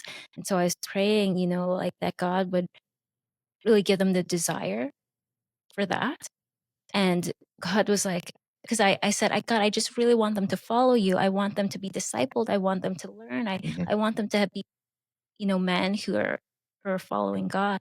And God was like, well, you disciple them. You teach them. You are the authority right now. You are in the position of leadership in their life. You don't have to depend on, any system necessarily. Right. And it's like, God has entrusted me with these boys. Hmm. They break a lot of stuff, but but again, when you talk about blessing, that's not necessarily monetary. Like the relationship that I have, that my Yes. husband and I have with our kids is so I can't even put it into words, like how amazing it is. That they listen to our wisdom, that we have a relationship with them, that we can, give them godly advice, and that they will, and they know that we love them and that we want the best for them. And so they want to listen, not all the time, obviously they're kids, but I think that's so powerful is who is in your immediate circle. My husband, my kids, and it goes out from there. But thinking about it, these three boys, like we're impacting generations. Like we've broken generational curses, and we've gone through things, and we've Hmm. pioneered through things, so that they wouldn't have to. And I've always said that my ceiling will be their Yeah. floor. So what I've overcome, they won't have to, and they can be catapulted. But when you say changing the world, like it starts like in your home. So I think it's Yeah. cool. But yeah, I didn't ask It's you. small steps. Yeah. It's like pebbles. It's like, you can't take the big leap. It takes with one tiny little step. And that's where it starts. Like in anything, like it's just like, even like, let's say going to the gym, right? The idea of like somebody who doesn't go to the gym to go to the gym, it sounds like intense. That's something that a lot of people can probably relate to, but it doesn't start with going to the gym. It starts with just like putting on your shoes. But if that's too much, it starts with putting on your socks. Or if that's too much, and just like break it down to the smallest like thing.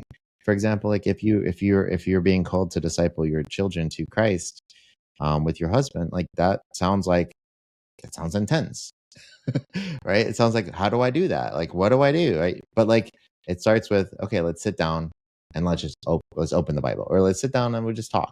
Let's sit down. Right? Let's just sit down. Mhm. Right? And so like it just starts with doing something tiny. It's like the book, the Atomic Habits, or just like there's books out there that talk I about read like, that one too. yeah, doing these tiny little things that make a difference. And that's truly and honestly true. Like you just got to do. And that's why inaction is like the least thing, the last thing you should do.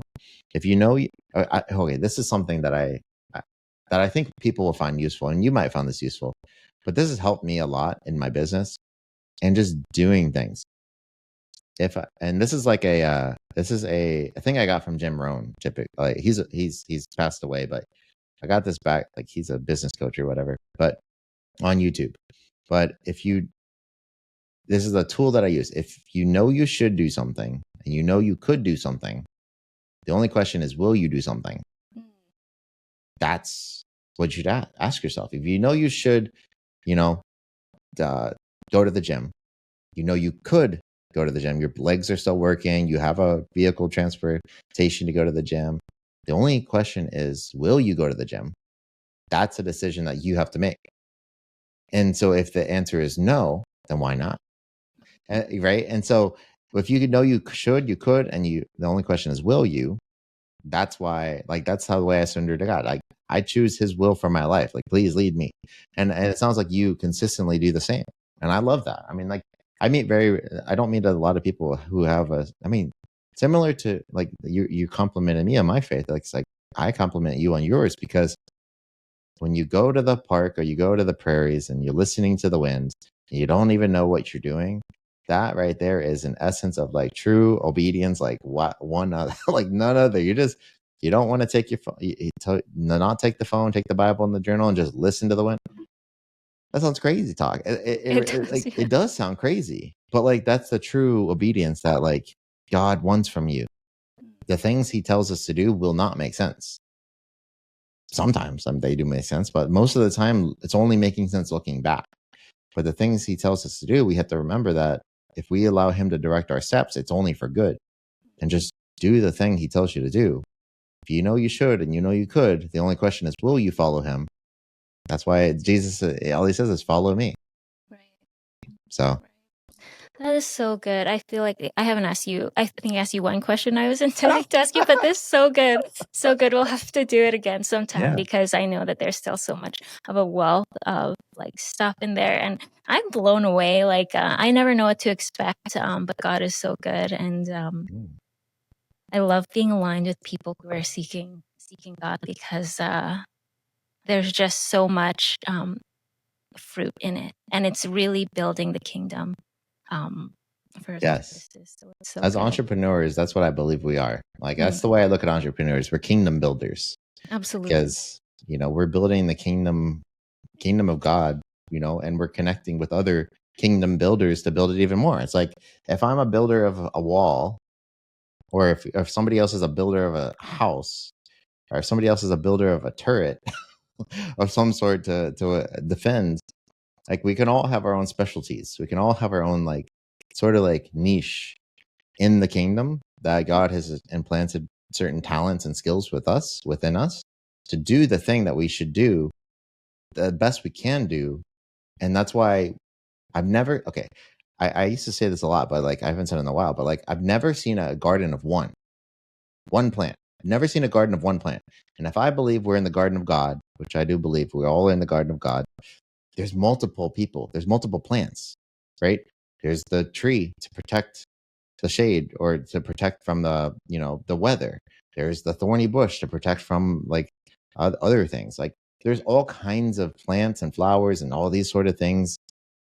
And so that's what I believe the kingdom of God is. In a way, it's like we're all here in a community, and we're all here to help and support each other to grow in the mission and being more like Christ, to make disciples, to share the word, to share our testimony, to do whatever it is that we're called to do. And exactly. There's so much wealth of knowledge for both of us. I'm pleasantly surprised, like I said, to meet somebody else who is also equally willing and able to share the word of God and their experience talking to others. It's like super encouraging as well on my side, because I think the more people need to do that. And honestly, it's only the people who have the courage to be willing to, deal with rejection, to deal with, people not liking that. I mean, I had to deal with so many like people. It's separation, like going from a life 30 years of not being with Christ to, now being with Christ. All those friends, all those acquaintances, all those kinds of people that I was surrounded with before, they no longer wanted to be surrounded with me. And so it was like super lonely. But now it's like I've entered into the kingdom, and I'm growing in the kingdom, and he provides me people like you, right? People like, other acquaintances that are also, following God. And now I get to help them in their business, and they get to help, me with whatever it is that they do. And so we're here to serve. And so that servant mentality, that servant mindset is always like the best, because the first is last and the last is first. And if you want to be, in the kingdom, just serve, just do with it whatever you can. And yeah, I mean, I'm more than happy to chat about this. This is like the number one thing to chat about. Like, the number one thing to talk about in anything is God, and to prioritize Him over everything is the best. Like, I would Absolutely. let the world go away. Like, if I could just like talk about God, like my business, hey, that's second. God is first at all times. My family, Absolutely. God is first. Everything. So full surrender. That's really good. How can we're gonna have to do this again because Sure. Yeah. I didn't get any of the talk, but this is so good. This is so unexpected and good. But how can people find you, like if they're looking for you? Yeah. So I'm actually just starting a YouTube channel, or trying to get back to it. I'm actually, now I have the light. Now I have my camera. I have like a studio to actually do content. I'm just starting a YouTube channel. If you just search up Jonathan Deleon, I should pop up. And if I don't, that's a problem. But I should pop up. But yeah, no, I have a YouTube channel, Jonathan Deleon. People need following me on Instagram. I'm also there posting like day in life, when that's behind the scenes or whatever. But there's that. And then if people want to do business or they need support doing business, it's Next Level. It's Next Level Marketing Agency. The level is spelled LVL. So Next LVL marketingagency.com. They can reach out to me there, or Jonathan at Next Level Marketing Agency, LVL.com is also where they can reach out to me. But yeah. Amazing. So good. Thank you so much, Jonathan. Yeah. No, thank you. It's been a pleasure. Next time. Mm-hmm. I forgot to mention, I actually before I actually had my business, like was I started Ubering Oh, because I had to humble I had to humble myself to get to a point where I knew how to even start doing business. Like, wow. so I forgot to mention that, because Yeah. it was only like, when we're talking about inaction to action, it's like the tiniest step. Okay, let's Uber drive. Let's make Wow. $5 here, $4 here. We're talking like small money. And You then did that with the yeah, intention of humbling yourself. well, yeah, and the intention that I needed to do something. Wow. And Okay. in that doing something led me to realize that, like, oh, I could do business a little bit, I can make more money doing this. And then right, it's just like, but yeah, I humbled myself. I had to be a server. I literally had to serve people. And hey, I could brag and I could say I'm a 5-star Uber driver with over 200 rides Right. in Orlando. And talking about Epic reminded me about how many times that I actually told people about Epic, because I went there and I told people, hey, it's super cool. Sorry, that I don't know what that reminded me of that. But No, that's yes, good. yeah, That's yeah, really good.